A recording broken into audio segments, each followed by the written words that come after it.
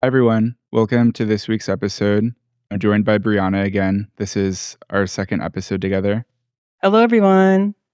So, this week we're going to be recording an episode on dinner parties. This one we're actually re recording because we kind of are working through a new workflow together. So, we might reference the first time we recorded a bit, but it's always good to get, a little bit more practice and some time to think about a topic. And actually, between the last time we met up in Dallas and this week, I actually hosted a dinner party. Oh, snap. Okay, wait, tell us about that. Yeah, it was 2 days ago. So, I had a few friends over. I made sundubu. Do you know what that is?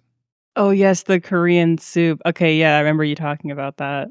Yeah, it uses a special type of tofu called soon, and I live near Jungbu in Chicago, which is this, like, big Korean supermarket. So, I'm able to get all the right ingredients for it. But something that was really cool that I forgot is an aspect of dinner parties is a lot of my guests brought gifts. Can you guess what they brought? Probably like wine or like, I don't know, like drinks. I feel like the customary thing is wine. Yeah, so because I don't drink, my friends don't bring that. Oftentimes they bring, like, sparkling water, which also I'm not crazy about, I will drink it, but Aw. someone did Well, bring when that. I went, I actually brought, that non-alcoholic wine that was pretty good. Yeah, that's another thing, people think I'm interested in non-alcoholic drinks, but I've never tasted the real thing, and I'm not a former alcoholic, I'm not, trying to replicate alcohol without alcohol in it, so that doesn't appeal to me, but what my friends brought me is they actually brought 3 different types of exotic fruit. Oh, that's right, 'cause fruit's your thing, yeah, the fruit and the fruit sando and everything, yeah. Yeah, so one person brought apples from an apple orchard, another person brought kiwis that are red on the inside, and then another person brought Korean pears, and that we actually ate at the end of the meal because, it was a Korean meal altogether, like, I served some banchan with the soup, so it fit thematically. Oh, that's so perfect. I love those, like, rare fruits. That's really cool that they brought that. Yeah, I've had a lot of different rare fruits. A lot of them sort of start to taste like fruit salad, though, like, there are only so many that have really distinct flavors. Yeah, it's a good point. Like, the span of fruit flavors can only be so much. Yeah, I get that. So, I guess people bringing gifts is one of the nice things about dinner parties, and we can talk about some other things we like about them too. So, what is something that you like about dinner parties? Well, for me, I think an underrated thing is, like, being able to display things like art or furniture, just like, pieces that display that you have good taste. Like, you're already having to invest a bit into like a dining set and a dining room and, even like cookbooks sometimes. And so I think it's really cool like to host a dinner party and, have some discussion about the more personalized stuff you kind of have lying around, like a really cool artwork or something like that, or even like cool furniture. Yeah. I mean, that is like a really if you have enough artwork that you can rotate out what's on display for different dinner parties, you must be, like, really, really wealthy. I'm Yeah, speaking it's a really hypothetically, but yeah. yeah. I mean, it doesn't even have to be like fine art, just like cool stuff, like records or cool posters. Like even that's a conversation starter. Yeah, because I have my friends over pretty often because I like hosting events, and recently, like, a month ago, I had someone over who'd been to my house at least a half dozen times, and they noticed some paintings on my wall that my grandfather did. They're watercolor paintings of railroads in California, and he was like, "Oh, did you make these?" And I was like, "No, my grandpa did." And he said he'd never seen them before. So, even if you've been to a place a lot of times, you don't notice all the small details of the house that your friend lives in. Yeah, that's really sweet. Yeah, it's like you kind of notice more and more details that you may have missed, and then just like the familiarity, because like obviously if you're friends, you're going to be over a few times here and there for different things. So yeah. Yeah. One thing I like about dinner parties is just home cooked food because honestly, I get a bit tired of restaurant food if I eat it too much because it's palpably, over salted or it has a lot of fat in it. Like, you know that, like, has anyone ever said to you, like, if you, like, basically restaurant food is like someone cooking, like they hate you? Like, it's just like really Never heard unhealthy. Yeah. Acting like they hate you is just such a negative way to put it, but, they do put so much butter and salt, and, like, MSG used to be a big thing, like, Everyone's like, "Wow, why does restaurant food taste so good?" And then it's because of that, like yeah, it can get so extreme too, especially with, like, some Italian places and, like, the amount of butter they use, it's just it can get a little bit too much. Yeah, if you're cooking for yourself or for your friends, you're not gonna max out on the butter and salt and things like that. So it just, like, tastes healthier when you have home cooked food. Another thing too is, like, a lot of restaurant food actually isn't prepared from scratch. Like, do you know about Sysco? Oh, yeah, Cisco kinda scarred me for life when I heard about that, like, just the concept of it, it's just like it's like when I learned what Panera truly was, and I just couldn't go back. You know, actually, when I was waiting for my flight back to Chicago from Dallas, I had food at Panera because I hadn't had it in at least, like, 5 or 6 years. I'm still a bit of a Panera stan, but Cisco sucks because there was a More Perfect Union, like, video that came up pretty recently where reporters went to different restaurants in different sides of the country and ordered the exact same thing and ate the exact same dish, you know, in Montana and South Carolina and New York City, because you can just buy from Sysco, like, the same appetizers, for example, like jalapeno poppers, and prepare them the exact same way across the country. And people don't realize they're just eating, you know, industrially produced food.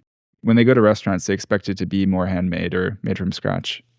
Oh, yeah, no, unless they explicitly say that, most, like, basic restaurants are not like that, like, it has to literally be called, like you know how some restaurants are called scratch kitchen, like, blank scratch kitchen or something, or farm to table, like, it literally has to be like that, you know, for it to Yeah. be that level of quality, but, yeah, like, when I was in college, I definitely had that sensation of being so tired of a very specific type of food where, like, you know, I'd be on the meal plan, and so every meal I had was the same type of food, and it had the same taste to it, and I got so tired of it. Yeah. And then another thing I like about dinner parties is when I host them, because I've hosted many, you get really good attendance because I think after alcohol, the best thing to draw out friends is food. Like, I hosted a dinner party this winter when it was like, I don't know, 5, 6 degrees outside. All 7 people I invited came. So that shows Aw. like people do show up for this kind of thing because it feels special when you're invited into someone's home. Yeah, it really does. Yeah, there's just something so, like, I don't know, like, irreplaceable about that experience, you know? It's just, like, even if you're just hosting something casual, it's, like it's just so different from meeting up somewhere public, it's so much more intimate. Yeah, and that intimacy, it drives really good conversations. Like, my friend Kamara, she brought up that she likes dinner parties because you have to sit side by side with someone for a more extended period of time than you would at a Mm. party, and so that length of time, say an hour, 2 hours, that's when a acquaintance can shift into being a friend. That's really special, yeah. Yeah, and I feel like just, like, strengthening that and, you know, having a atmosphere that's so much more conducive to that than, like, a bar or somewhere that's, like, got tons of distractions, like, that's really special about dinner parties. Yeah, and as I've said, I've hosted several dinner parties, but what's crazy is the first dinner parties I started hosting were actually Thanksgiving for my family. Oh, okay, yeah, you told us about this, like, you always, like, post that big, Friendsgiving, picture, like, every year, but, okay, you started with hosting it for your family, though. Yeah, Thanksgiving with my family was practice for Friendsgiving, essentially. Is basically when I moved out, I moved into my current apartment. I've been in it for 10 years, and I took a lot of the family's antiques, including the dining room set, and I moved into a 3-bedroom. So I had the space and the furniture to host Thanksgiving, and it became my thing. But it's really not something you should start out with. Like Emily Post, who we're going to talk about later, she said that no novice should ever begin her social career by attempting a formal dinner. So it's crazy that I started with Thanksgiving because I was not prepared. I really didn't know how to cook. I don't even know what I made the first few years, but eventually I started to make mac and cheese that kind of became my signature Thanksgiving dish. Yeah, and I mean, it was for family, you know? They're a lot more supportive. I feel like the Post book, it's mostly about when you're holding it for friends and acquaintances who might, you know, be a little bit quicker to cringe if you mess something up, whereas family is very, like, in your corner. Yeah, that's for sure. This book I read, Eating Together Food, Friendship, and Inequality, the author, she talked about how most people don't consider dinners with family to be dinner parties. It's usually with acquaintances and friends. But what is your like signature Thanksgiving dish? Do you usually cook anything? Yeah, so I make Patti LaBelle's rainbow mac and cheese. It's like this mac and cheese it's interesting that we both make a lot of mac and cheese. It's also, like, just a very tasty, like, dish. It's always, like, my go-to if I want something comforting at a restaurant as well, but, like, yeah, this mac and cheese recipe, it uses, like, an insane number of cheeses, and it's Mhm. like, you can't even taste that big of a difference between, like, I don't know, past 4 cheeses, it's basically, like, all the same, but I don't know, something about the specialness of gathering, like, 8 different cheeses and combining it, and the fact that it's Patti LaBelle's recipe, like, that made it more of a special occasion dish to me. Yeah. I use a recipe by Babish. He also uses a lot of different types of cheese. Does your recipe call for you to make a roux first? Yeah, it does, yeah, mix it in, yeah. Yeah. No, roux are kind of stressful when you've never made them before. But Yeah, they're anyway, very sensitive, yeah, it's like risotto. Have to yeah. really keep an eye on it. Yeah. So I've hosted a lot of Thanksgiving, Friendsgivings. I started hosting them a few years ago. Those are a lot of fun. And I fit as many people into my home as I can for those. I bring out a folding table and attach it to my dining table, and I can fit as many as 18 people, which is past the maximum you should generally have for dinner parties, which is 8. But I like having as many friends as I can for that event. Yeah, those pictures you take, you guys are, like, stacked in there, but it looks so much fun, though. It's like, the fact that you're so stuffed in is part of the fun because it's just like, "Well, we're all in this together," you know? It must Yeah. be so cozy. Yeah, but I don't consider Thanksgiving or Friendsgiving to be true dinner parties because those were more potluck style. My family and my friends would bring dishes and I would only make 1 or 2. The first true dinner party I've hosted is actually a Mexican-inspired dinner party for you that I hosted, I think it was the 1st week of August. Yeah, that was so sweet, thank you. I loved it. Yeah, that was pretty incredible, like, I feel like if we had a butler, Emily Post would have been like, "This is amazing." Like, I feel like, she would approve of that because yeah, it was great. We even had candles, which Emily Post mentions quite a bit, in her book, like, the it's not a dinner party without candles, and yeah, like, we had pretty much everything. From my perspective as a host, I consider it to be my first true dinner party because I had to cook everything. I'd actually originally arranged for my dad to prepare most of the food. I made a tres leches cake the night before, but then the day of, he had, like, car trouble, so I called off work, I cooked everything myself, but it was good that I had to do that because now I know that I'm capable of cooking for 11 people. But the dish I made, it's this dish my father made. He came up with the recipe. It's like a Mexican casserole, and it has tortillas that all have to be individually fried, poblanos that all have to be individually steamed. So it takes a lot of effort. It took me like 2 or 3 hours for that one component of the meal. Yeah, but it was good that Yeah, I that was finally kicked myself to amazing. do it.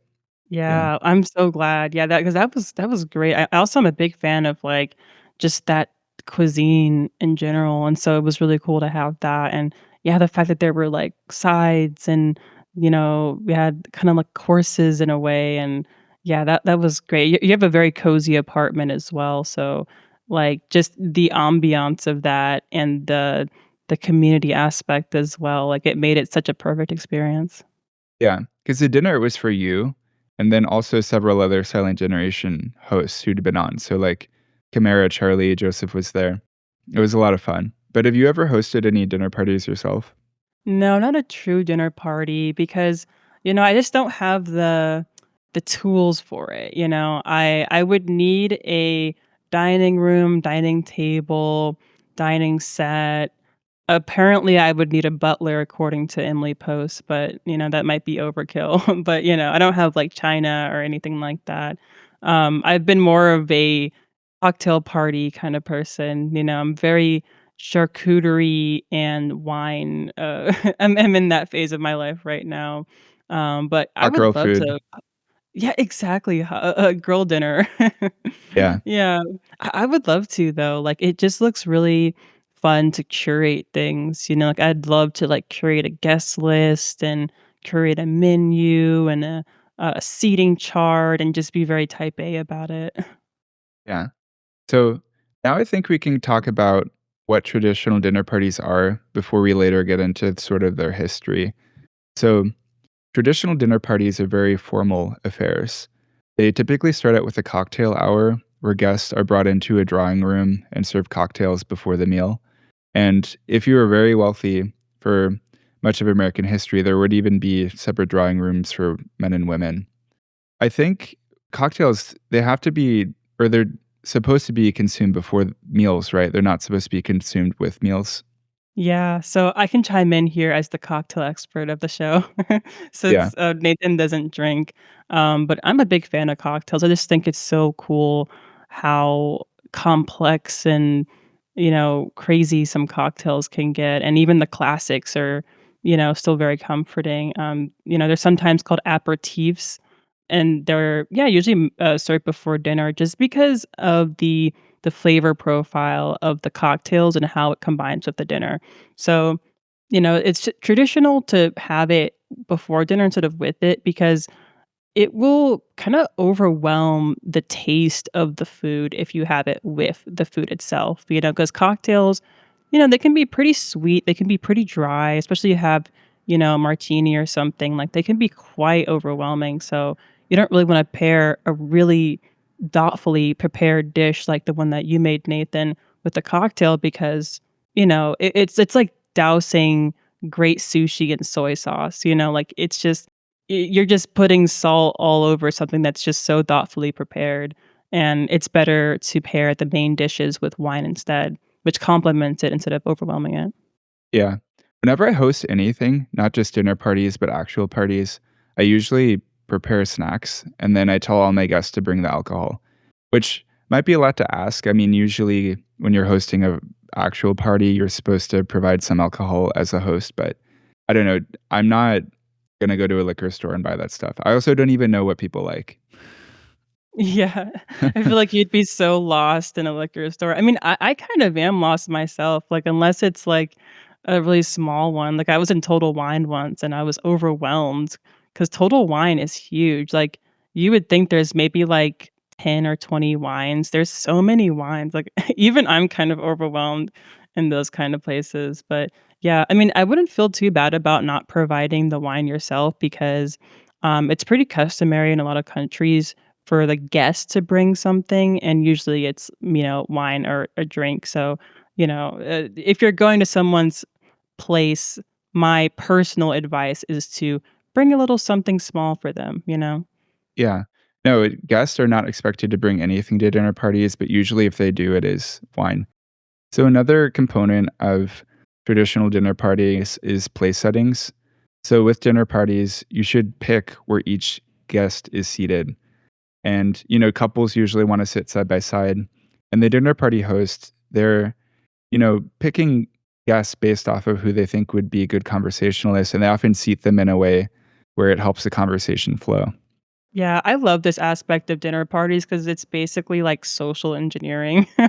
Like Yeah. you're combining people to just see what kind of like chemical reaction happens. Like, I wonder what would happen if I put the really smart person next to the really funny person. Like, I just love that idea of just seeing how people react to each other. And like, I don't know, I have friends that have never met, and I'm always like, I wonder how that person would react to that person, So I feel like hosting a dinner party would be a really funny way to test that out in a intimate setting.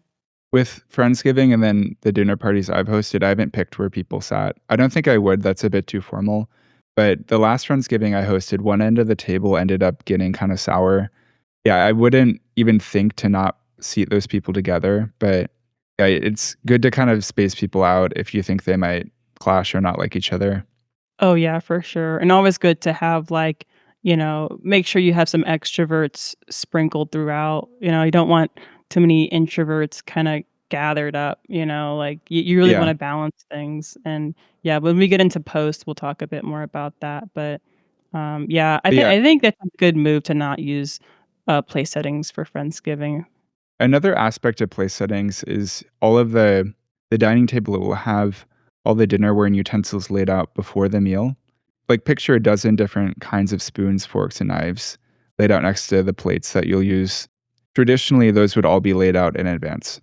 I love that. Like, I will say I do love seeing layers of forks when I sit down somewhere because I don't know, to me, I just love how stuffy and complicated it is, like, it makes it a little bit more of a puzzle to eat your food, I guess, like, I don't know, like, once you learn the rules of place settings though and, like, utensils, it's actually not too hard, like, the general rule is just to move from the outside in when you're using your utensils, like, the furthest, leftmost fork is what you're gonna start with, and you just kinda move in, and then, when you're aligning your butter and your water, just make sure that your butter's on the left, your water's on the right, or your wine is on the right. And that's basically it, like, there's nothing too complex about it other than when dessert gets involved, but that's a whole different story. Yeah, there's a BMW rule, so bread, main, water from left to right. Yeah, Yeah. that's such a helpful rule. It's like when you have to hold up your, finger in an L shape to remember, like, which one's left and which one's right, just kinda sit down and think BMW, outside in, and you'll be fine. And another aspect of traditional dinner parties is multiple course meals. So the minimum is 3, and then you can have as many as 8 different meals. And guests are served courses by what were traditionally domestic workers. The host was enjoying the meal along with all of the guests. Now there aren't as many domestic workers, and hosts typically have to serve as part of the meal, but traditionally there was help. Yeah, yeah, like, the post idea of the dinner party kinda revolves around the assumption that you'll have, like, a butler or, a cook and stuff like that. But, yeah, I mean, for me personally, when it comes to courses, I think my ideal number of courses has to be 5, like, if you count, like, soup, salad, app, main, dessert, like, that to me is the most satisfying type of meal, like, I've had like, what, 12 plus courses sometimes, but 5 is the sweet spot for me. Yeah. Those are for tasting menus, right? Where there's 12? Yeah, yeah, it's not like, 12 huge, entrees, it's like little tiny tastes of different things on the menu. It was actually sushi, so they'd give you, like, 1 roll, so, not our traditional idea of, a course in this context, but technically it'd be considered 12. Yeah. You know the idiom from soup to nuts? Okay, I didn't when you told me, but then in the meanwhile, like, between when you told me about it and now, I actually heard it at work, and I Really? was like, "Whoa, soup to nuts." Yeah. So it's an idiom that means from beginning to end because with dinner parties, traditionally, they would start with soup and end with nuts. Dinner parties do still traditionally start with soup, but the nuts part kinda confuses people. Yeah, yeah. There was, like, a historical reason for that though, right? I'm not sure about that, but the ancient Romans, they had a similar phrase, which was from the egg to the apples, because their dinner parties also followed a sequence traditionally. And it in ancient Rome, that idiom had the exact same meaning of from beginning to end, which is interesting. Oh, yeah, got it, yeah.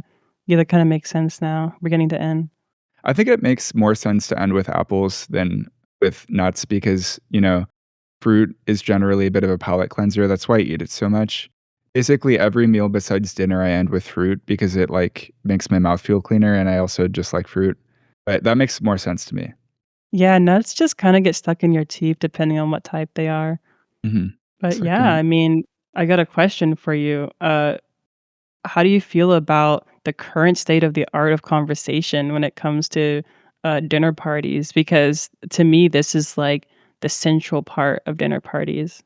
Oh, that's easy. I mean, my friends are very good conversationalists. The dinner party I hosted 2 days ago, there were a lot of great conversations, including one where my friends were talking about how my social circle, there are a lot of antiquarians, and my friends were talking about, how their mom was a bit older and their grandparents were a bit older, and why they have some habits that are a bit antiquarian because of that. But generally, with dinner parties, the main source of entertainment is supposed to be conversation. That's supposed to be the best part of the experience. Yeah, absolutely. Okay, I'm glad that you guys are still keeping up the art of conversation. But if you've noticed socially, especially with my generation, Gen Z, conversation and like social skills have been kind of fighting to stay alive. Like we'll talk about posts in a second, but, she emphasizes that when you're hosting a dinner party, if you're the host, your part of your responsibility is to create a feeling of effortlessness and nonchalance during the dinner party, and to not make people feel excluded when you're hosting. So, involving people in very smooth, charming ways, and having the charisma to make people feel like your bond is special. And I feel like practicing that, especially in the context of dinner parties, would be a really cool way for Gen Z to, practice their social etiquette and their charisma. And then with dinner parties, typically there is some form of after dinner entertainment traditionally. The men and women would separate into different rooms. Often the men would stay at the dining room table to discuss business and politics and play cards and things like that. The women Oh. would separate to the drawing room where they would then listen to music, chat, things like that. Do But feminine hobbies. mhm. But now I think this is getting a little bit ahead, but I think after dinner entertainment really sucks now because a lot of people just pull out board games. Yeah, yeah, I don't really feel connected to the board game movement. Like, I'm Yeah, just someone who I really prefer unstructured socialization because, it's more challenging for some people, but I think people should push themselves to socialize in a more unstructured way. And I mean, Post talks about card games, and I like that, like bridge or they're more something. Like, Lindy. exactly, yes, and they're more of a garnish on the social gathering as opposed to trying to just like force it into this board game rule book of like, okay, guys, gather around. We're breaking out the rule book, and now we have, like, a bunch of overwrought, stuff we have to follow from this playbook. Like, that just brings the evening to a halt. It's overly involved. It just gives me, like, also, like, a very millennial vibe that I don't really like. I just feel like cards Yeah, are way more laid back. yeah. Because card games, they're often rhythmic. They're centered around the act of drawing Yes. cards, and I think because of that, you can use more of your brain to focus on the conversation while you're playing the game as opposed to a board game. Yes, exactly, exactly, like, and, like, I always say I come to, gatherings for things like jokes and stories and perspectives and, anything that halts that I find very boring. Yeah. With my own family, often when I'm at family gatherings, my family members do like to play games, and I find I get a little bit rude because it's like, I don't see you that often. I see my family more than others because my family, they all live in Chicago and there's a lot of them, so we meet together for birthdays and things like that. But yeah, it's like if I hadn't seen you in a month or 2, you shouldn't run out of things to ask me within an hour and then feel the need to pull out a board Yeah. game. Yeah. Yeah, yeah, I really feel that, and, I play games when I go to family gatherings sometimes too, but they're always games that involve, like, a social or, like, catch-up element, or Mhm. they're very, like, active in some way. Like, once, my family had a karaoke contest, Like, it's just so much more active than sitting down and trying to follow some rules in a way that doesn't show your personality at all. And yeah, you're right, like, Yeah. it is kinda weird for someone to be like, "Alright, haven't seen you in a year, but we had a 10-minute conversation or an hour conversation." Yeah, I like the I idea of get that. parlor games, so that was another sort of traditional form of after dinner entertainment. Charades and 20 questions, those are actual parlor games that people would play after dinner parties that some people do play today. I just realized, is the song 21 Questions a play on 20 Questions? 21 questions? I don't know what song that is. Oh, it's a 50 Cent song. I have to check that after this. I wonder if that's, like, a reference to 20 Questions. Yeah. And then I think next we can talk about 2 tycoons in the world of hospitality. So a lot of people who are wealthy, they don't need to be taught the rules of dinner parties. But the Novo Reach are people who are aspiring to, like, move up socioeconomically. They need to learn the rules of dinner parties, and so where do they do that? So I think there are 2 sources, Emily Post and Martha Stewart. Oh my gosh. I love both of these women. After doing the research for this episode, I've come to love the type A nature of both of these women. So to start out, we can talk about Emily Post. So she was a New York City socialite who wrote a book called Etiquette in Society, in Business and Politics and at Home in 1922.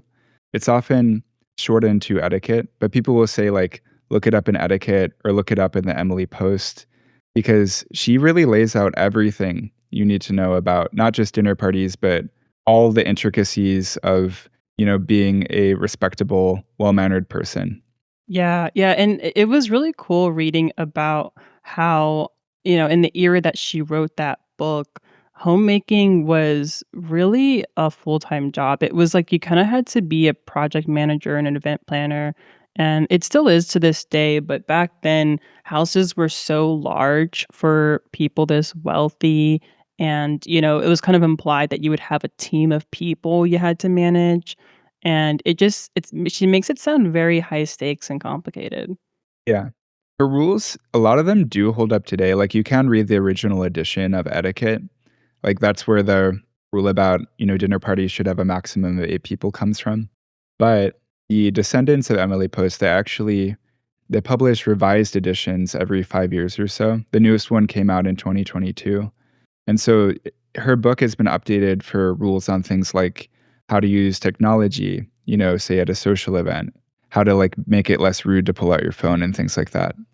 Yeah, I kinda love that though, like, I wish that was still in the public consciousness of a thing that everyone was kind of aware of, like, just this social rule book, I think that I don't know, these days, a lot of younger people could benefit from just kind of a rule book or like a guideline of things to kinda live by when it comes to social etiquette. That's really I mean, cool. I'm sure the wealthy are still sent to finishing school to learn a lot of these finer details, but yeah, I Mm. mean, most like middle class people are not aspiring to have these formal, intricate social rules that wealthy people do in the United States still. Yeah, true. It is very, like, class stratified, isn't it? Like, you're not necessarily gonna be in a lot of the situations that she describes if you're below a certain SES. And then we can talk about Martha Stewart a bit, but I'm not as familiar with her. All I knew before this week was that she went to jail at one point and that she's broke due to a joke that was made in White Chicks.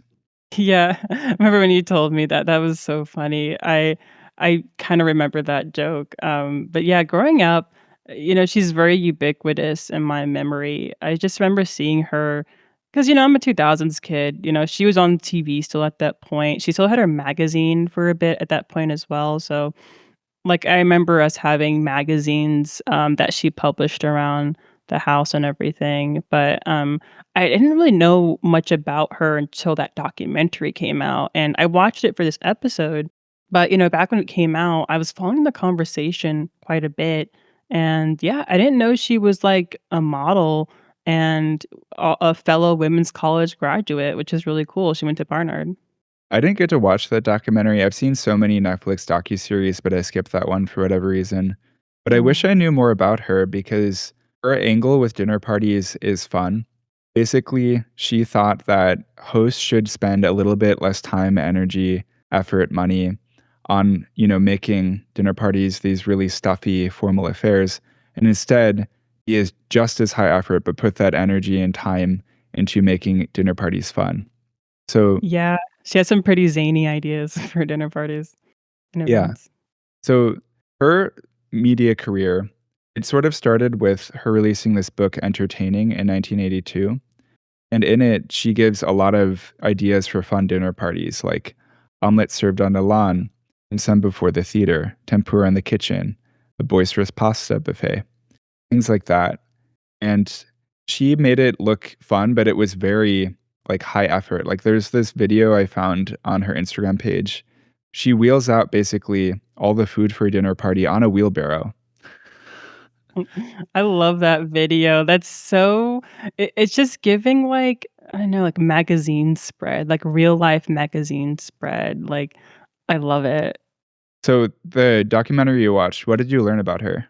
Oh, it was pretty great. So, like, the whole thesis of the documentary, I suppose, is that she was essentially the first influencer, and, like, watching it through, I kinda have to agree with that central claim because like, she's someone who was able to use both her talent for, homemaking and entertaining, but also her at least on the surface, kinda perfect life. Like, before her divorce, at least she was really curating this idea of, like, the wasp of beauty with the perfect home, and, all like, her beauty was definitely part of this as well, because she, like I said, had modeled quite a bit, and so she already knew how to, like, work a camera and be in front of the camera and how to, yeah, just, like, be influential and be, like, a visual spectacle in that way, which I thought was really clever. Yeah, she was super waspy. I learned about her partnership with Kmart, which I think is pretty central to a lot of this as well because, it's a high profile brand partnership essentially, which is what a lot of influencers kinda receive now, and Yeah. back when the conversation was happening about this documentary, people were comparing her to, like, Nara Smith and Ballerina Farm because of how, her whole brand is just, like, this very perfect and almost, like, trad wifey, vibe. At least that's what we would call it now. Back then, they didn't call it that. Yeah. It's funny that she is famous for having partnered with Kmart because the most famous Kmart partnership in my mind was actually with Little Caesars. I don't remember that. When was that? Like, what Well what decade? well, you know how, like, Targets, they'll have, Starbucks inside of them or, like, Pizza Hut? Kmart, their Oh. thing was they had Little Caesars inside of the Kmarts, and I didn't go to the Kmart really at all growing up, but I went to, like, the last one in Chicago before it closed, and I saw that, and I was like, "What?"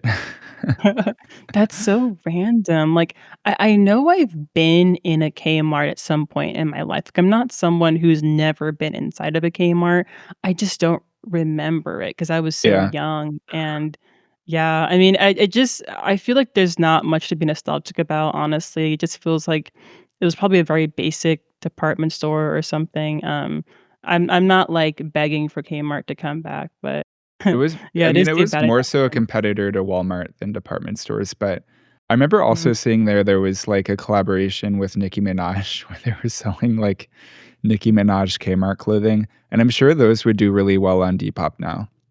You'd think? I'd have to see the design. Yeah. But, yeah, another big thread in the documentary that I was really, like, affected by was just seeing some of the backlash that Martha had faced, especially in the '90s, because in my opinion, that was kind of a manifestation of both, like, the Gen X nihilism and the feminist culture at the time because, the Gen X philosophy, part of it is kind of a slacker philosophy, it's like not being, what someone in the documentary called her Little Miss Perfect because people's impulse was to want to see her fall because, her brand was literally perfection. And so people were a little bit threatened by that. And, even when she was operating in more masculine spaces, like, as a stock trader or a businesswoman, even the business world wasn't comfortable with such a powerful older woman who was as influential and successful as she was, like, they didn't trust her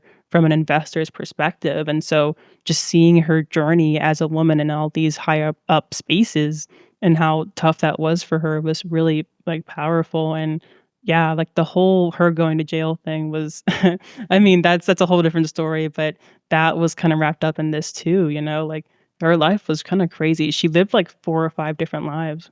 Yeah. I mean, she became famous essentially at 41 because that's how old she was when Entertaining came out. But Mhm. the word perfection that's associated with her is interesting because, yes, her dinner parties were presented as perfect in this certain way, but it was also a more relaxed approach than what had been traditional with dinner parties. It's just, yeah, the effort was put in a different direction.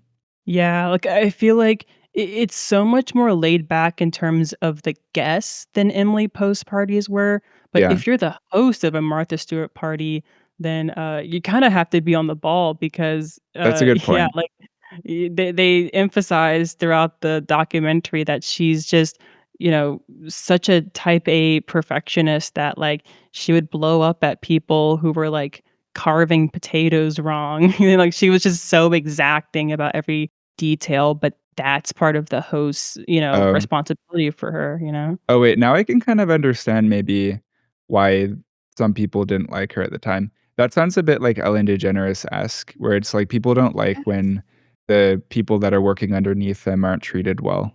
Yes, that was her reputation, yeah, Okay. it's interesting that you brought up Ellen because, yeah, it kinda reminded me of that, about how, she can be almost so authoritarian that it's, like, kinda scary, the idea of working for her.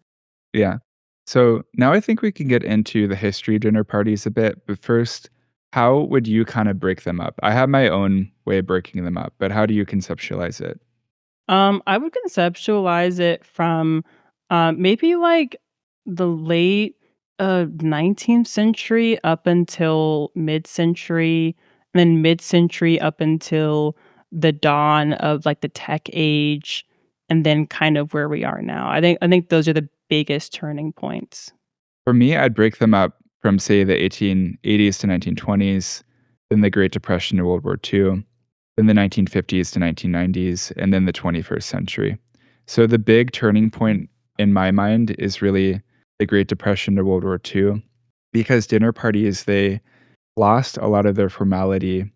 Like, say, during the 1880s to the 1920s, that was when dinner parties were really the realm of the rich. Like, according to Eating Together, Food, Friendship, and Inequality, true dinner parties are the terrain of a narrow socioeconomic and cultural segment of American society. Because they just required so much time and energy, it was impossible for one person to even to attempt to host them like they're expected to today. And that was the era, when you'd have, like, really nice hors d'oeuvres, things like deviled eggs, shrimp cocktails, things like champagne towers. It was a lot more ostentatious and opulent than it is now. Yeah, the champagne towers to me are very 1920s, like, Mhm. it almost makes me feel like, those, like, Great Gatsby themed parties, like, they always have that because it's so emblematic of the pre-depression era, like, all that opulence, you know? I ended up looking at the mid-century as the turning point just because I feel like especially symbolically, like, so much of what we conceive of as the 20th century dinner party was created then. Like, so much of the meals, the recipes, the idea of the instant meal just was inconceivable before that point. Before the 1950s, that period from the Great Depression to World War II, dinner Mhm. parties declined in terms of their standards because the economic conditions made it so that they couldn't make dishes that were as complex or opulent. Like, it became common during that period to serve, say, like homemade tomato soup that the tomatoes would have been grown in victory gardens in people's backyards. And so dinner party standards declined a bit due to poverty and scarcity. It's not that there was ever a break in tradition. Of course, dinner parties continued from the 1930s to the 1940s and into the 1950s, but the 1950s was a bit of a turning point. So, according to an article I Mhm. read, How Dinner Parties Became the Fuzzy Blanket of Adulthood, after World War II, the rapidly expanding American middle class couldn't necessarily afford household servants, but they could buy fancier things like china. Dinner parties provided an opportunity to demonstrate one's upward social mobility and connect with people in a more opportunistic way. It was more networking than relaxing. Yeah, I definitely see that, like, it also kind of feels like that divide between having help and not having help was such a Mhm. big breaking point too, because, as we mentioned a few times, we're pretty normal, people, we're not, like, super rich, we're not, running homes that have whole staffs and everything, like, the idea of a staff, or a team being a given kinda disappeared after, that kinda mid-century point, whereas when you read Post, it's kinda shocking how she just kind of is kind of so presumptuous about the idea that you have a staff. She'll just say, "Make sure that the cook doesn't burn anything," instead of, "Make sure you don't burn anything when you cook," you know? I mean, during the 1950s, the household size was still larger than it is today. You could have children help out. That was an option. And that was actually more socially acceptable than it is today. Like, now, if you had your kids help with the dinner party, I think most people would look askew. Well, But I bet I back then mean, you could. I don't know, it kinda depends. I think it's kinda cute when kids help out with cooking, like, when I was visiting my cousin a while ago, she, had her kids prepare a few small things, and it's just cute to see them, help out and get some life skills there. But, yeah, if you're serving alcohol, I think it'd be kinda weird to involve your kid in the preparation for everything. Yeah. The dinner parties in the mid-century, they became more popular and more people started hosting them because so many people suddenly had, the space, the time, the money to host them. So the upper middle class started participating in dinner parties in levels never really seen before. Like this was really the heyday for them. But I think dinner parties during this time, they have this negative enduring place in the American mind because it was when like a lot of the worst, most stuffy backward standards of the 1950s were in full display, like in movies, which we'll talk about movies a bit later. I feel like whenever there's a dinner party scene from the 50s, it's when like characters say the most classist, racist, offensive things. It's like usually during a dinner party scene. Yeah, because I mean, kinda back to our very initial point, it's kind of hard to hide your true personality in a space that's this intimate, like, eventually someone's going to, speak up or say something, or the attention will be on them, and, those true feelings will come out, like, even, like, modern day shows, like, a lot of the most awkward moments are dinner parties because if the all the attention is on you there's nowhere to hide your true beliefs. Yeah. I mean, a good example I can think of, it's from Mad Men. I think it's the second or third episode. It's called The Marriage of Figaro. And there's this scene where actually it's a child's birthday party, not a dinner party. But there's a scene where basically all of these 1950s housewives are critiquing this other housewife, or not housewife, but she's a single mom who lives in the neighborhood. And they're criticizing her for going on walks around town. And they're kind of making an innuendo Very that she's being promiscuous, like, oh, where are you walking to? yeah. And it's just so Yeah. judgmental. Yeah, gosh, that's so backwards, like, I feel like that character, like, she just really, went against the script of women at that time, and so those housewives were maybe a little bit threatened by her. Yeah. I mean, I just remember that scene because it's ridiculous to think of people criticizing each other for going on walks. But have you watched much of Mad Men? I've only seen like the first 10 episodes. I've seen the first couple seasons and, yeah, those housewives are mean. They're dealing Yeah. with a lot. Yeah. But I think 1950s dinner parties, they also have an enduring place in people's minds because the food was kind of weird. Like you'll see photos reshared of like 1950s savory jello dishes where they put like meat in jello and it just looks disgusting. Yeah, I've seen those. It's just so uncanny, like, because I understand that back then, right? Like, the packaged, processed kind of vibe, like, we see processed and we think bad, but back then, it was a sign of technological advancement and convenience and tidiness and being, like, very modern, and, like, that was very desirable back then, it's like, "Oh, this is what they use in space," "This is it's powdered, sauce packets, and that's what the astronauts eat," Whereas now we see it and we're like, "Oh, that's so processed." Low quality. Yeah. Yeah. And then for the 21st century, we'll circle back to that at the end of the episode, but dinner parties have become increasingly informal. They're now about connecting with guests rather than showing off to them. And middle class Americans are no longer aspiring to have dinner parties quite as extravagant, but they still have an enduring place in the social fabric of America. Yeah, that makes a lot of sense, I feel like these days, especially if you're just a middle class family, you probably don't have like an art collection or fine china. Like you may have inherited it, but people aren't necessarily investing in that once they get their starter home or something and move the kid in. Like they're not thinking, okay, time for my fine china, time for my, like my art collection. They're more so, very practical about it these days. I know, I think it has to do with kind of bowling alone stuff, like Mhm. Americans becoming lonelier than anything else. But on the fine china point, a lot of Americans actually can't host dinner parties anymore because they don't really value the dining related antiques that they were going to inherit from their grandparents.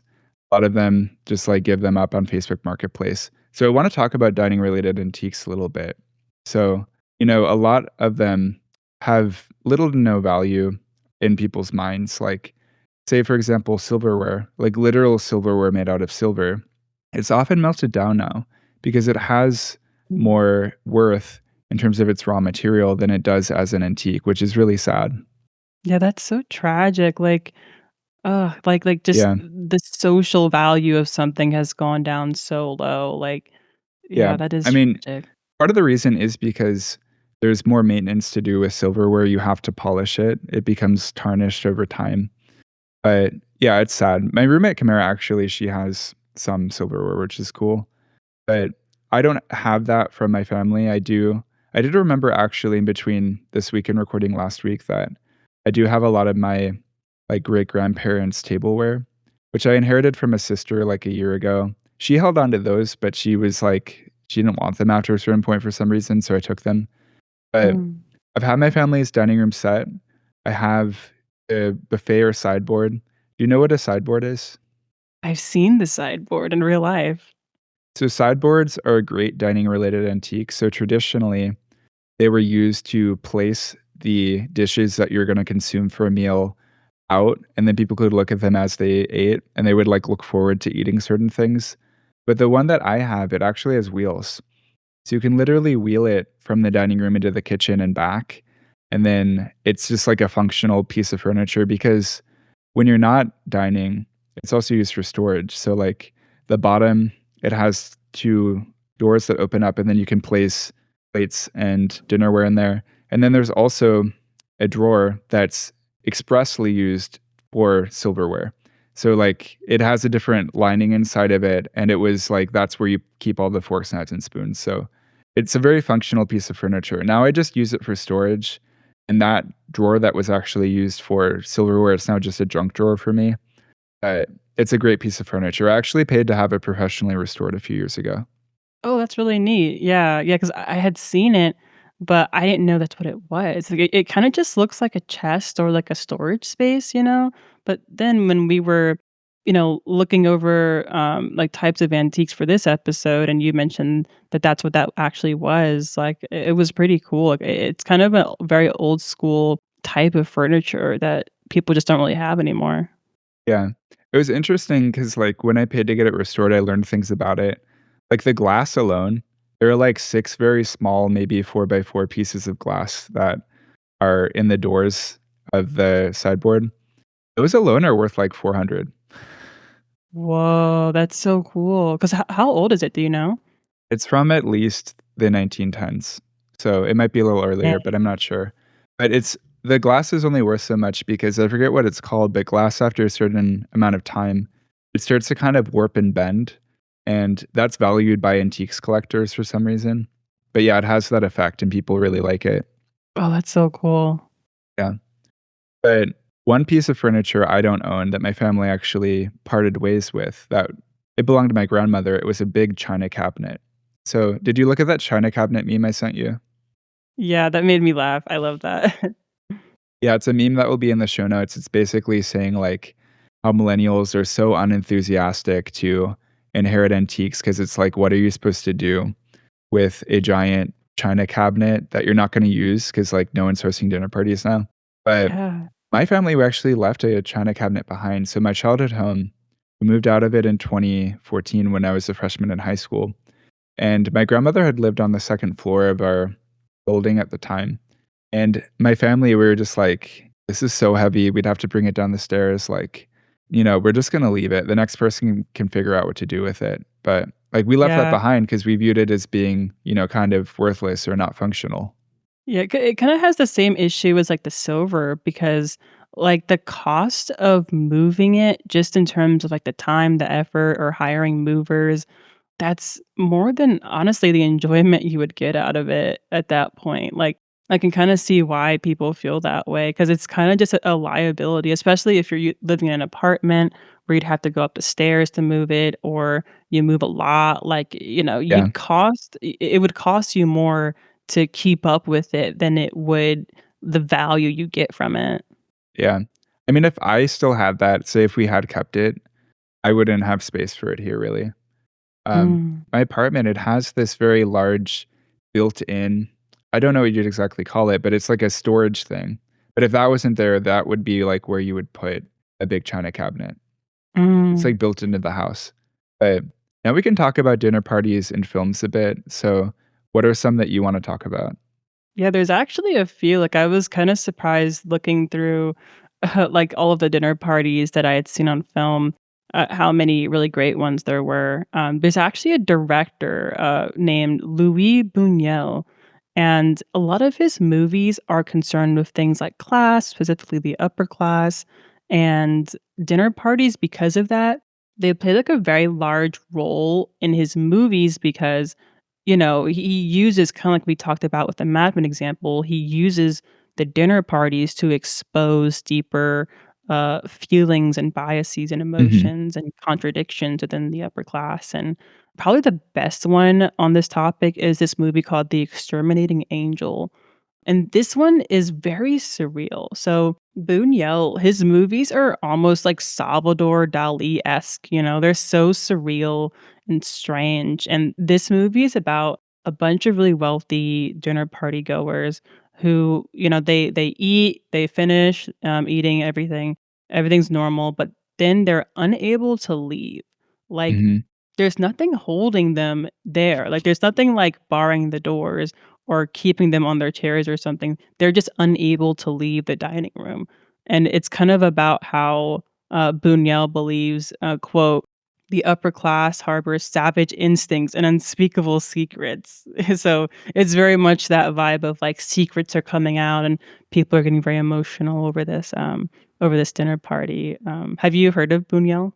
No, I'm not, the most educated with films, Oh but yeah, that's I feel like right. if you're really into, like, period pieces, you'd have a lot of good examples of dinner parties because 'cause I'm sure there's pretty much one of those in every period piece. Yeah. Yeah, you're right, there are quite a bit of those too. Yeah, I've watched some period pieces here and there. But, yeah, the other Boonwell movie, I wanted to mention is this one called The Discreet Charm of the Bourgeoisie. So that's also, like, a very similar theme to his last movies where, it's very dreamlike, and there's this dinner scene where, like, the butler is serving chicken, Mhm. but then he drops it, and then it becomes clear that it's some sort of, like, rubber fake chicken. And then the dinner party ends up being, like, on a theater stage, like, the curtain to the stage lifts, and it turns out that this is all just a big, theater performance, Oh, it and breaks it's the just 4th very wall. yeah, it literally breaks the fourth wall, yeah, Yeah. and it's just very, like, disorienting and cool, and then the final one that I think is great is from Fantastic Mr. Fox. If you haven't seen this, please watch it because I know you're not Mhm. a big movie person, but this is, like, one of my favorite movies ever. It's so, like, perfect, like, the aesthetic of it is so perfect. It's very, like, autumnal, and, Yeah. it's probably my favorite Thanksgiving movie, if you can call it that. And there's this really cute feast in the middle of the movie where, it's a Yeah. stop motion movie, all the characters are animals and they're all, dressed up in their little suits and dresses and everything, and they, like, animate the animals cooking the meal, and it's almost like, it's like a machine, they work so well together and they're cooking it so efficiently and everything is, like, bubbling and boiling, and they're, like, plating everything so perfectly, and then, they do a big toast because they have all this, like, apple cider that they're drinking, and, like, it's so, like, gorgeous of a scene, and, like, the way they animated it and the color scheme of it all, it's just so gorgeous. Yeah, I've seen Fantastic Mr. Fox, but it's been a while and I don't remember that scene, but it's really cool with animation. Oh, yeah, for sure. We should definitely link these 2 in the show notes because all of these movies/scenes are, like, must watch. And then for me, like, I don't have too many good examples. A lot of the lowbrow films I like are sci-fi. Oh, I yeah. recently made a, like, top 10 list of movies, and I think 4 of them were. The top 2 for me are Dune. So the first Dune movie, it actually has a scene that was cut where when the Atreides first arrive on Arrakis, there was gonna be a dinner party scene, amongst, the Fremen, different political factions. That got cut out, which is too bad, but that dinner party, it was actually more of a state dinner than a true dinner party, and I wanna take a moment to talk about state dinners because they're kind of the apotheosis of what dinner parties are supposed to be. You know, everything is on full display. Oftentimes, the social etiquette of two different cultures are merging. So it's like there are even more rules. It's incredibly complex. But there are sometimes also a really subtle way to make jabs or to have like geopolitical messages. This is rare, but I want to talk about one particular state dinner in 2017 that South Korea hosted for Donald Trump. Did you read up on this at all? No, yeah, this whole news cycle kinda completely passed me by, but yeah, this is my first time hearing about it. Yeah. So in 2017, South Korea served a traditional Korean meal to Donald Trump. It contained things like 360-year-old soy sauce, and it also had shrimp that were fished from the waters near Dokdo. So Dokdo, they're known as the Liancourt Rocks in English. They're a group of islets that are disputed between South Korea and Japan. Both countries claim them. And so South Korea, by serving shrimp from those waters, it was saying that those waters were Korean, they're authentically part of South Korea, and it was Mhm. meant to be an explicit jab at Japan. But they did other things during that state visit that really incensed Japan, like Trump was photographed hugging a former comfort woman. That really pissed them off. But, you know, when Japan publicly criticized them for doing this, South Korea, they were just like, "This dinner didn't happen on your soil. Like, you don't have a right to comment on it." Yeah, I mean, I'm aware of that conflict that's been going on for so long between South Korea and Japan, so, yeah, that makes a lot of sense to me, though, that they would use a very subtle, method of jabbing at the other country because, it's far more you have far more plausible deniability when you use such subtle ways of jabbing at a country. Yeah. I mean, I just love that though, where they're just like, "This dinner didn't happen on your soil." Yeah, it's like, how can you judge? Yeah. Yeah. But oftentimes, state dinners, they're not negative geopolitical messages woven into the meal. Usually, they're positive ones. Like, for example, there was one state dinner in 2012 where Obama and David Cameron, they both shared bison Wellington. So, beef Wellington, it's a traditional British dish. They prepared it with bison, which is a very emblematic American animal. And so that was supposed to represent unity between the two countries. But that fusion approach to state dinners is kind of a more novel phenomenon because traditionally, particularly in America, state dinners were meant to emulate the dinner parties and state dinners of Europe. So they were served French food. The wines would be wines from Europe.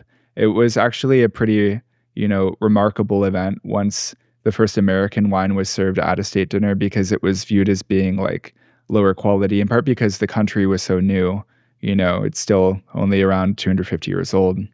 Yeah, I love that idea of the bison Wellington, like, that we'll get into this in future episodes, but, like, fusion like, strange fusion dishes are, like, just so fascinating to me. I wanna try them, like, every time I hear about them. But, Yeah. Yeah, because yeah, like usually when people talk about fusion, it's Asian fusion. People don't think about the fusion of Western cuisines like that quite as often. yeah, it's a really good point. Yeah, Yeah. but, you mentioned the wine, right? Yeah, the wine. Oh, yeah, I was gonna say, do you know, the difference between Old World and New World wine? Not really, what is it? Yeah, so Old World wine is when wine is from Europe. So countries that very traditionally and very historically have made wine, like Italy and France, and it's perceived as much classier than what's called New World wine. And so those are wines from countries and places that are considered a little bit more non-standard for wines to come from. So things like, Californian wine or Argentinian wine, like, those would be considered New World wines. Yeah, I mean, that makes sense to me.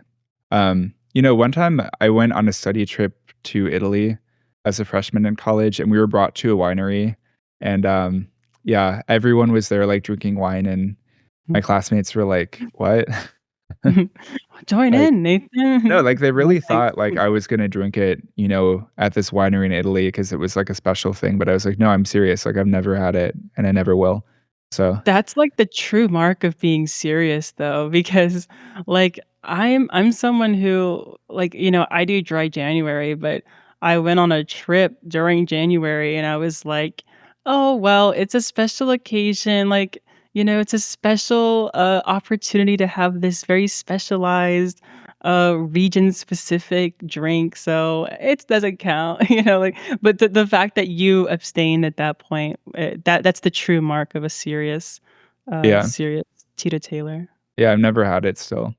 So, now as we start to approach the end, I think we can address modern dinner parties and what purpose they can serve in the modern era. So, one article I read in Bon Appetit, How Dinner Parties Became the Fuzzy Blanket of Adulthood, they mention how modern dinner parties are all about making guests feel comfortable. It's not about displaying your upward mobility.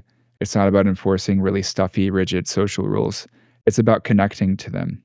And something I think that really demonstrates the modern dinner party and what it's supposed to be all about is the book Nothing Fancy by Allison Roman.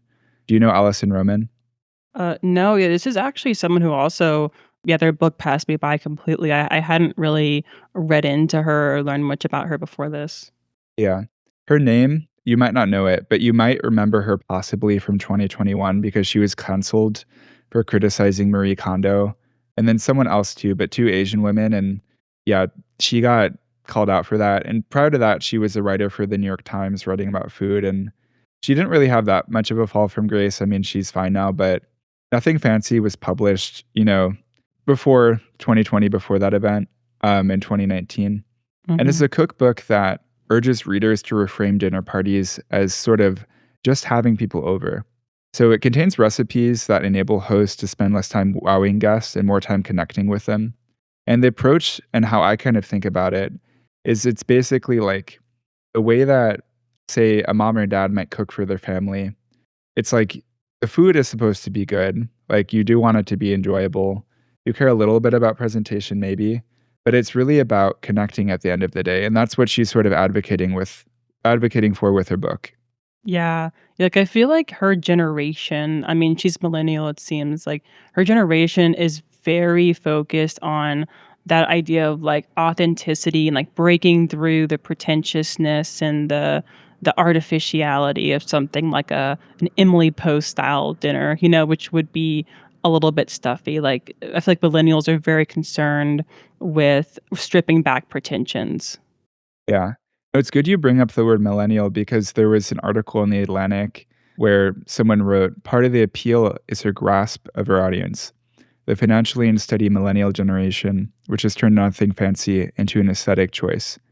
Because basically, yeah, she is saying that dinner parties for, say, like, people in Brooklyn, millennials, childless adults, like, they should have dinner parties that basically create the warmth, the love that people experience at family dinners, and that's what she's, like, advocating for.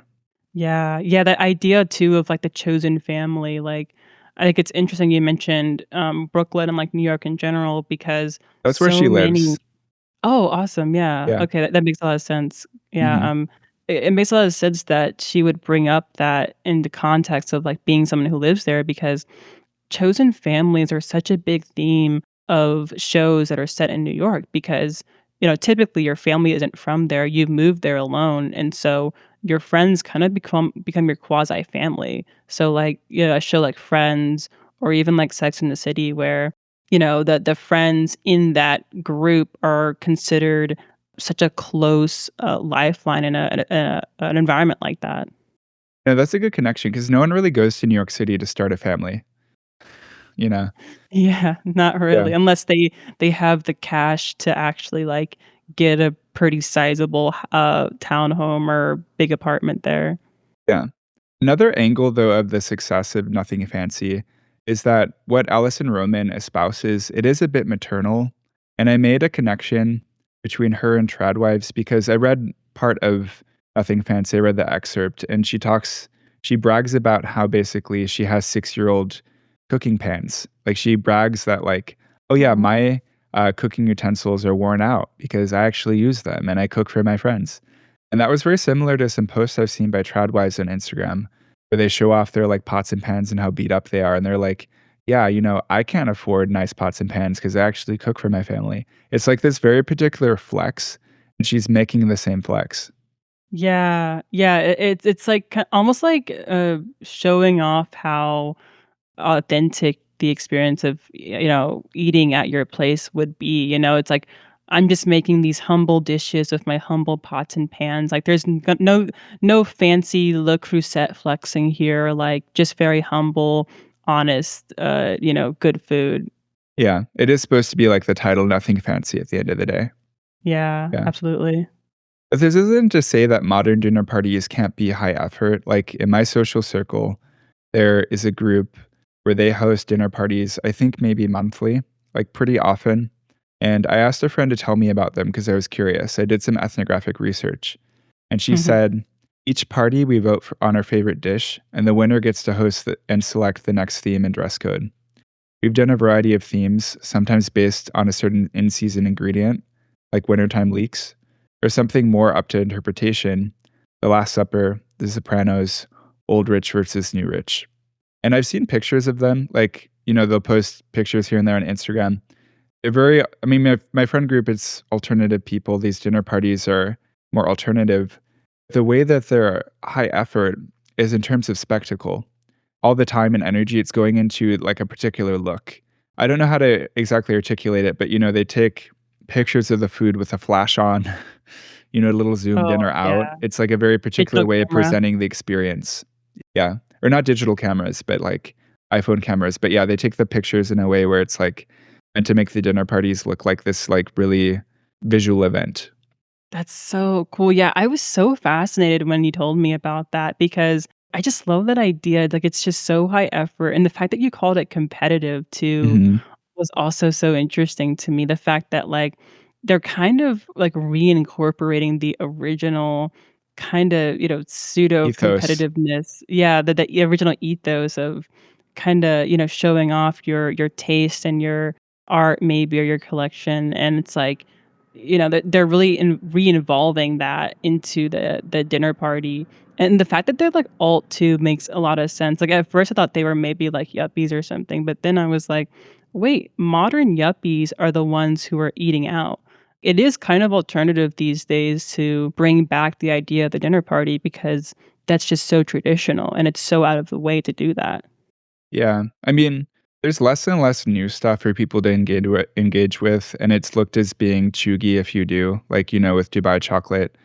So, yeah, I think generally alternative people, more and more, they're just, like, being trad, which sounds kind of off to say in 2026 because, trad was such a thing in New York City starting in the 2020s, but I think it's still resonant. I think that people are still discovering new things from the past that they're like, "Oh, I wanna do that." Yeah, that's really exciting. Yeah. Like kind of like we talked about last episode, how like looking to the past has become the new version of being on trend or cool. Mhm. And then what do you think you wanna see for the future of dinner parties? Well, personally, I'm very excited you asked because even though so far in my life I've been a very like restaurant oriented person, I'd really love to, move somewhere a little bit more permanent, really invest in like a dining space and do something that's a little bit out of the way in terms of cuisine.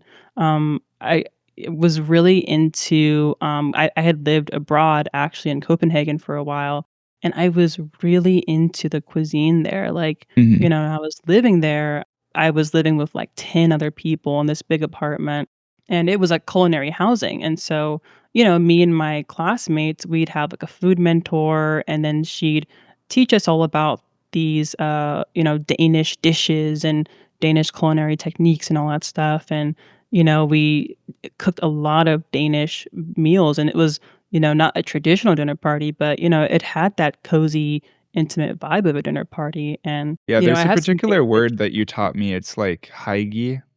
no, it's hygge. Okay. It's spelled Hyggge, so Americans look at it and they think, "Hige? Heeg?" And it's like, "No, it's hygge," which is very counterintuitive if you don't know Danish, but, Mhm. yeah, if you ever see that in the future, it's hygge. Say And that hygge. hygge. And hygge was something you experienced at those dinner parties, right? Oh, yes, it was very hygge, like, the adjective for hygge is hyggelig, so it was very hyggelig, to have those dinner parties, and yeah, and I'm so nostalgic for that time in my life, so I'd love to one day, if I get into dinner parties, bring back that energy of, like, the Danish cuisine and the hygge, over here, stateside. And then for me, what I wanna see with the future of dinner parties is just more of them. I mean, I generally host a lot in general in my social circle. There are some people who have studio apartments, they can't really host anything. I have the space for them, but I want people to invite me to dinner parties more because 'cause I've hosted them way more than I've attended. Well, Nathan, you're invited. Thank you. Anything I host, you got an invitation. Thank you. Well, thank you for discussing this. This week's episode on dinner parties, we were kind of discussing dining in and the sort of apotheosis of dining in. And then next week, we're going to be discussing fine dining. And that's kind of the Oh apotheosis of dining out. So these two episodes are meant to be corollary and complement each other. And I'm excited for the next chapter. oh, I'm so excited. Oh, I can't wait. Thank you. Okay. Bye, everyone. Bye, everyone. Bye.